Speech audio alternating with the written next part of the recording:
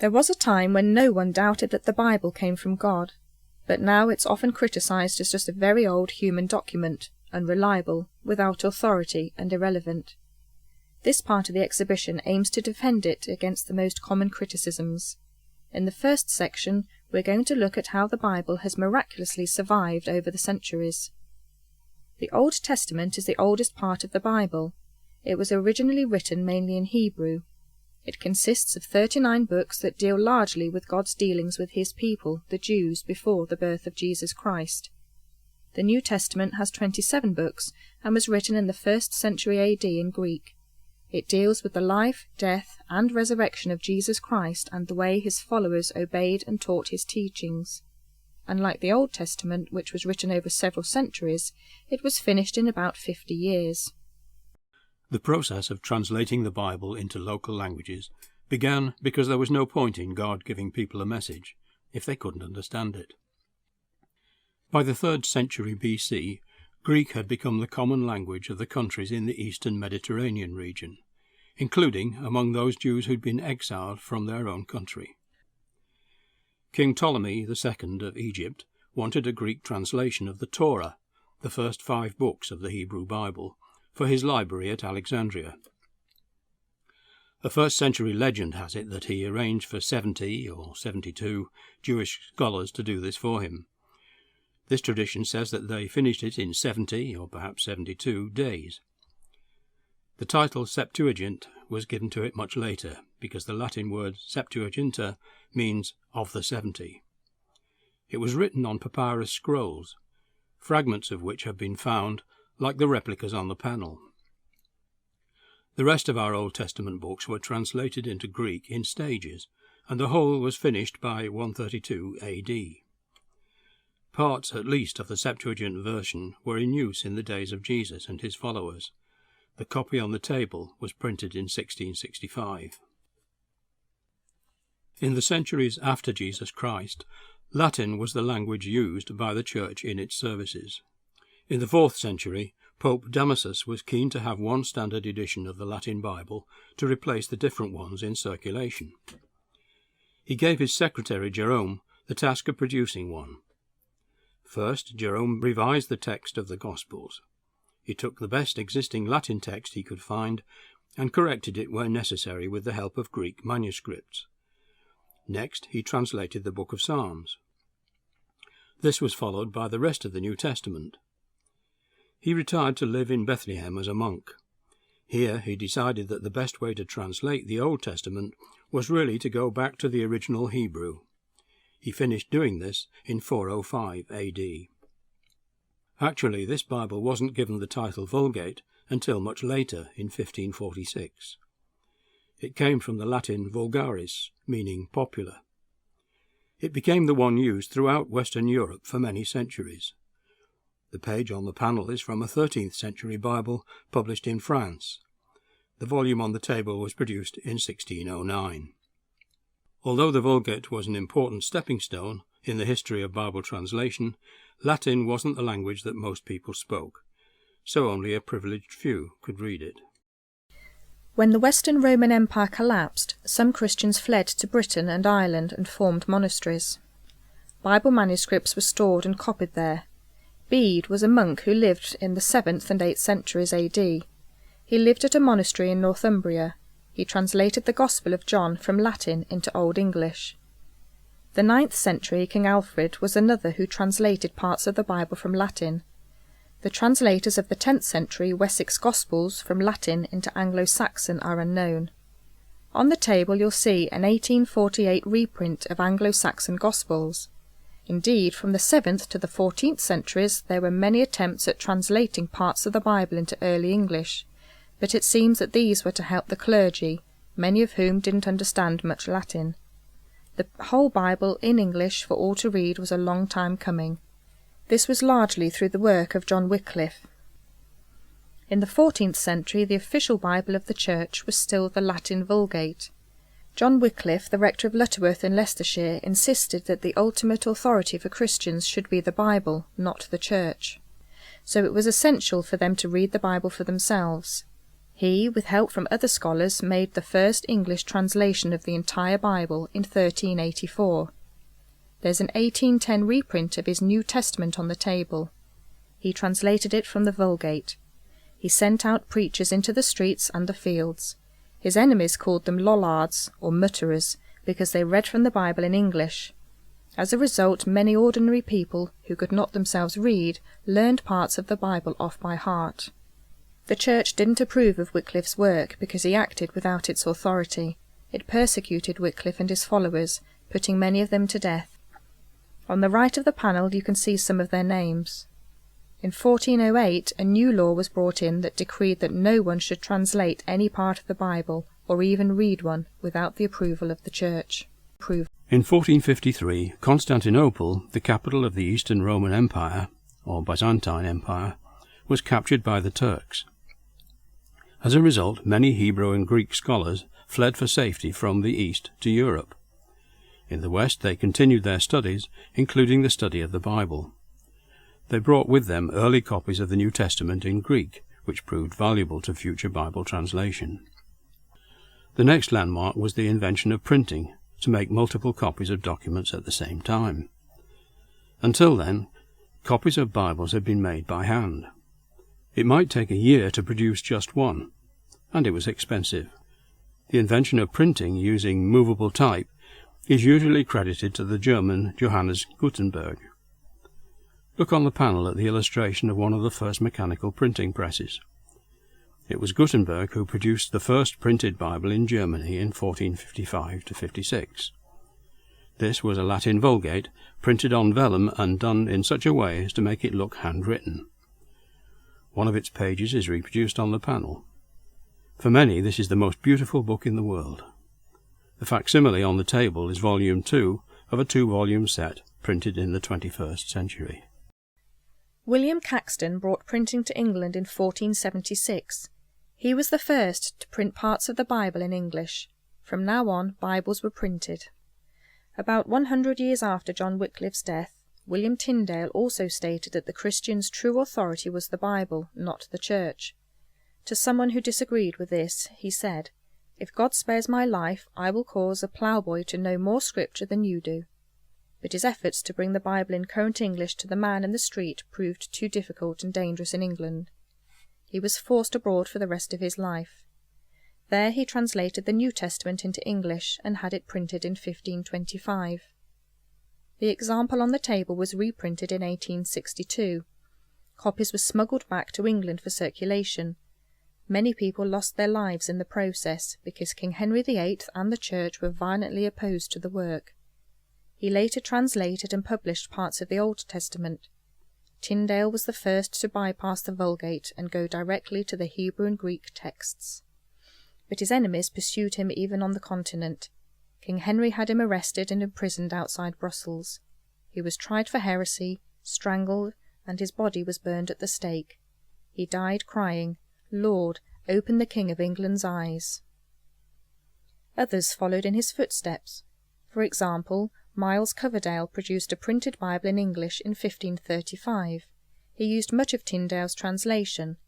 This also had to be done abroad, but 2 years later the second edition was the first English Bible printed in England. It even had King Henry's blessing. His eyes had been opened indeed.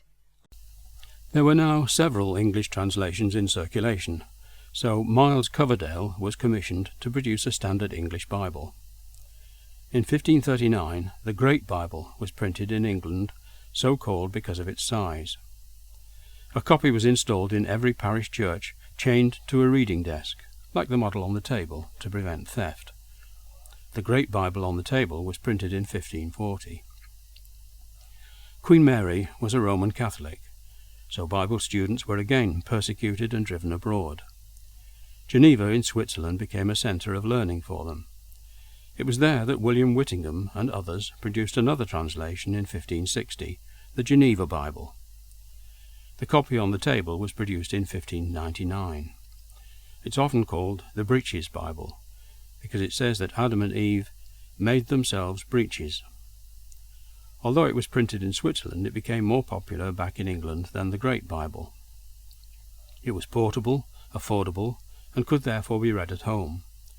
It's remarkable for a number of firsts. It was the first to be printed in Roman type as opposed to the black letter type that looks like handwriting. It was the first to be divided into chapters and verses all the way through. It was also the first to indicate in italics those words that the translators thought necessary to add to produce good English. When Elizabeth I, who was Protestant, became Queen, the Church in England proposed a new translation. Sections of the work were given to suitably qualified bishops, which is why it was unofficially called the Bishop's Bible. Their instructions were to revise the Great Bible. This took 7 years and was finished in 1568. The Church ordered that every archbishop and bishop should have a copy. It therefore superseded the Great Bible as the authorized version of the Church of England. But unlike the Great Bible, it was also an approved version for ordinary people to own. This version had been nicknamed the Treacle Bible because it translated, "Is there no balm in Gilead?" in Jeremiah chapter 8 as, "Is there not treacle in Gilead?" The copy on the table was printed in 1574. It was now the turn of Catholics to flee to Europe to avoid persecution. They'd been opposed until then to Bibles in any other language than Latin. At Douai in northern France they began producing their own English translation to rival the Protestant Geneva Bible. They translated it straight from the Latin Vulgate. The New Testament was printed at Rheims in 1582, and the Old Testament in Douai in 1609 to 1610. It's therefore known as the Douai or Douai-Rheims Bible. All this paved the way for the next milestone, the Authorized Version, or King James Version of the Bible. King James I, himself a Bible scholar, was persuaded that there was a need for a new English translation that would be acceptable to all. Strict terms of reference were laid down, and the king himself would have to personally approve it. The panel of 47 translators was chosen on the grounds of scholarship alone. It was to be a revision of the Bishop's Bible. Previous translations often included notes and opinions, but none were now to be allowed, except helpful explanations of Hebrew and Greek words. The work was published in 1611 and dedicated to the king. Ironically, it's thought that 90% of it was from William Tyndale's own translation. It was originally published as a complete folio Bible. It was sold loose leaf for 10 shillings or bound for 12 shillings. The smaller copy on display is dated 1614. The title page says, "Appointed to be read in all churches." It was revised several times, and the edition now in use was published in 1769. What's amazing about the Authorized Version is the way it has stood the test of time, even though it's 4 centuries old. Despite its antiquated English, it's still read and loved by many. Like the works of William Shakespeare, it's recognized as a literary masterpiece. Many expressions from it are used in everyday conversation today, without us realizing where they came from. The first Welsh Bible was in existence by 1470. It was a translation from the Latin Vulgate. Queen Elizabeth ordered the Welsh bishops to have a Bible printed in Welsh and to place copies in all parish churches. In 1588, William Morgan published his translation of the whole Bible. The second version, published in 1620, is still known as William Morgan's translation. It became the standard Welsh Bible for centuries. In 1630, a smaller edition was published for use in the home, like the one on display, the edition that Mary Jones obtained in Bala in 1800. It was her desperate need to own her own copy that inspired the formation of the British and Foreign Bible Society. A new Welsh translation was published in 1988, and the revised New Welsh Bible came out in 2004. If you want to hear more about the story of Mary Jones, select 136 on the keypad. A translation of the New Testament into Irish from the original Greek was published in 1602. A translation of the Old Testament by William Bedell and other scholars was finished but never published. Narcissus Marsh and others revised it, and about 500 copies were printed in 1686. In 1690, 3,000 copies of the complete Irish Bible were printed for the Scottish Highlanders. It was printed in Roman script because they weren't familiar with the Irish characters. For a long time the clergy in the Gaelic-speaking parts of Scotland used this Bible. However, differences in dialect meant it wasn't ideal. So the first Gaelic New Testament was published in 1767. The translation was done by James Stewart and his son John. John Stewart was also the main translator of the Gaelic Old Testament, which was published in part between 1783 and 1801. The copy of the whole Bible in Gaelic on the table is undated. Parts of the Bible were translated into Cornish as far back as the 17th century. It wasn't until 2004 that the Cornish Bible Project published the whole of the New Testament, translated directly from the original Greek. The same team is working on the Old Testament. The first part of the Bible to be translated into Manx was the Gospel of Matthew. It was the work of William Walker and was printed in 1748. A translation of the Old Testament appeared in 1773. 2 years later, an edition of 40 copies of the first complete Bible in Manx was issued. The Gospel of John on display is a 1936 reprint from an 1819 Manx Bible. With the passing of time, more ancient Bible manuscripts have been discovered.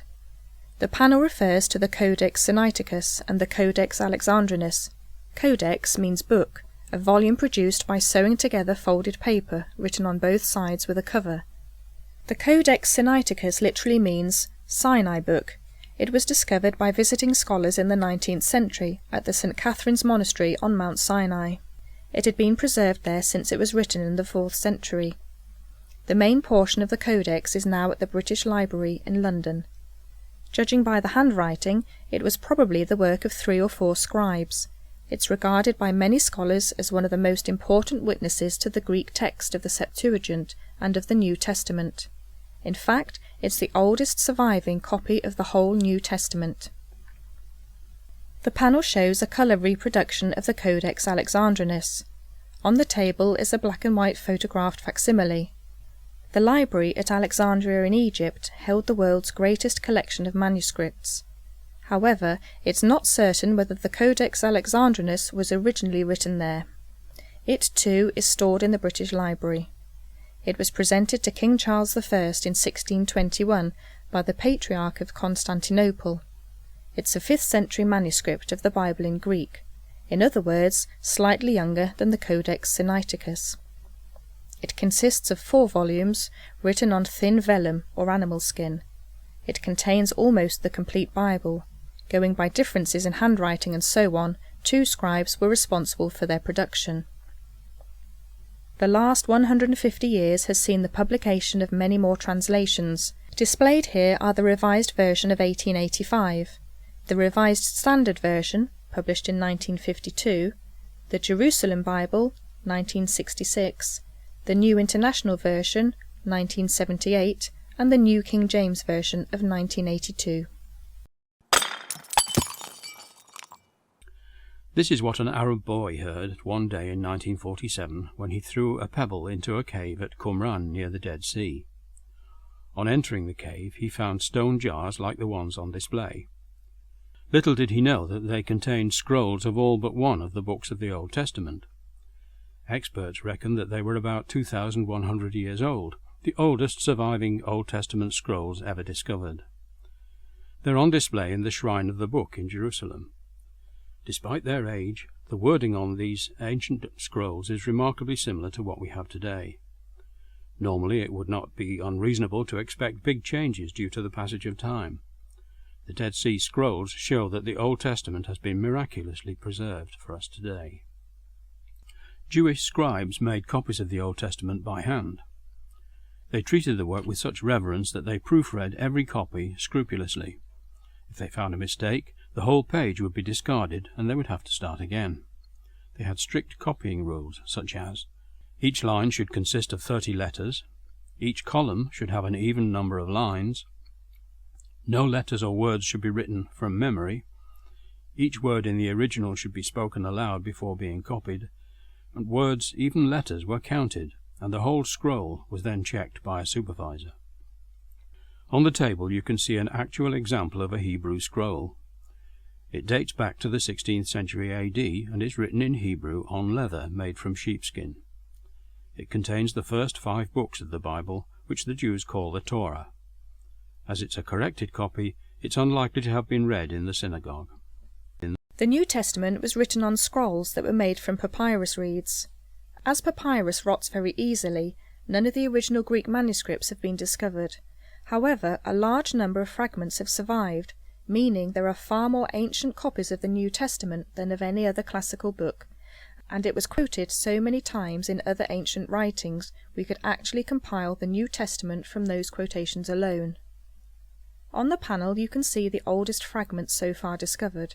It's part of a papyrus codex containing John's Gospel, which is in the John Rylands Museum in Manchester. It has been dated to about 130 AD. That means it was probably written less than 100 years after the original text. This fragment is one of many obtained in Egypt by Sir Alfred Chester Beatty. Beatty was an American millionaire nicknamed the King of Copper because of the way he made his fortune. He was a collector and built up a remarkable collection of Oriental art and books. He acquired several early papyrus manuscripts, including portions of the Old and New Testaments. He gave some of them to the British Museum in a collection which bears his name. On the table you can see facsimile reproductions of the Chester Beatty fragments of some New Testament books. Most of them have been dated to the 3rd century, but some are as early as the 2nd. Our survey has shown that the Bible's survival is astonishing. Through the dedication, hard work and self-sacrifice of some determined people in years gone by, we can all get hold of a copy cheaply and read it in our own language. And all in all, any differences in the text of both Old and New Testaments are only slight and not important to our understanding of the message.